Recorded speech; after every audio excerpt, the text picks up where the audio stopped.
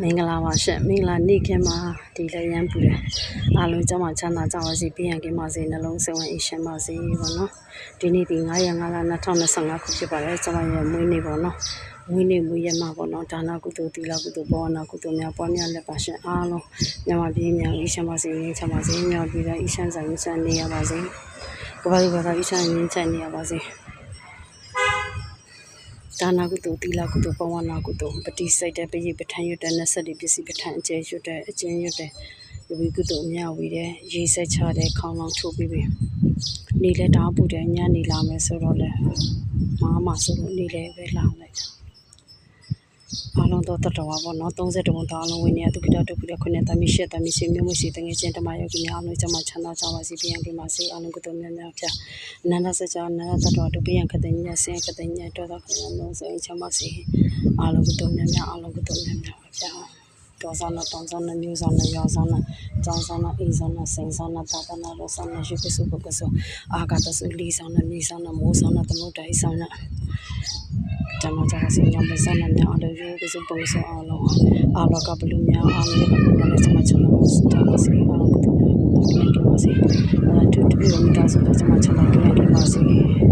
ရောစနေကင်းပါစေကချီတမနဲ့ဝေးရပါစေစံငါးပါးနဲ့လည်းကင်းရပါစေပြီးတော့ကပါနဲ့ကင်းရပါစေဆောင်းရှောက်ပြီးတော့မှဒီဗီဒီယိုဒီရှာတပန်တာနာပြရပါလို့ဖြာလူကြီးပြရပါလို့ဖြာဆောင်းရှောက်ပြီးတော့မှဖြာဒီတဲ့သစ္စာစံတတူဟဲ့ဒီပေါ်လာစံပြဒီဘက်ဒီနေ့စဉ်နဲ့များပါတော့အလုံးတော့တကူတများနဲ့ပြေးနေပါတယ်ပြန်မှန်ကလည်းသစ္စာစကားပါအခုကျမကလေကျမရဲ့စိတ်အာရုံအကြမ်းမြင်ရပို့ပြီးတော့ကုသိုလ်များဝေဖြစ်သွားတယ်ရိုးရိုးတမန်တော့ပေါ့အကြမ်းမြင်မရခင်တော့တလားမှ4ရက်လောက်ပဲဘသူရသည်မရသည်မသိကုသိုလ်များတော့ပြီးဝင်နေတာပဲအခုအကြမ်းမြင်ပြီးမှဘသူရတယ်ဘသူမရဘူးဆိုတော့သိတယ်ဘသူလူပြီးနှက်ပြီးဘလူပြီးငကားဖြစ်သွားတာပြိတ္တာဖြစ်သွားတာမြင်ရတယ်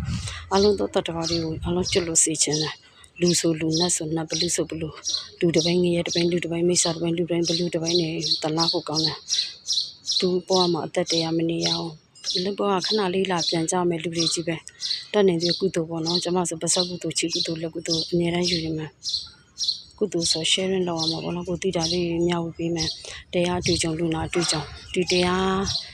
ဘဝနာပါမိကြတဲ့အတွေ့အကြုံတွေအများကြီးကြားခဲ့ပါတယ်ဦးကျမနဲ့ပတ်သက်သူပေါ့ဒီတက်ချစ်လေးမရှိတော့ဘူးပြဖြစ်ပါတယ်ဟိုနေ့အရောင်ကြီးတော်ကြီးလွတ်တယ်ဒီကလည်းမလွတ်ခင်တစ်ပတ်10လောက်တွင်းအခုတပည့်တော်အမကျမမှလာပြောသွားရောင်ကြီးတော်လွတ်မယ်ဖရားကြီးအသက်ဝင်နိုင်ညံတော်ရောင်ကြီးတော်လေးကိုမျိုးမယ်လို့ပြောသွားတာနာဆောင်နဲ့မြကြီးလေးပါအတိကပြောတော့မှတထပြီးတော့ကဝိရုပကကု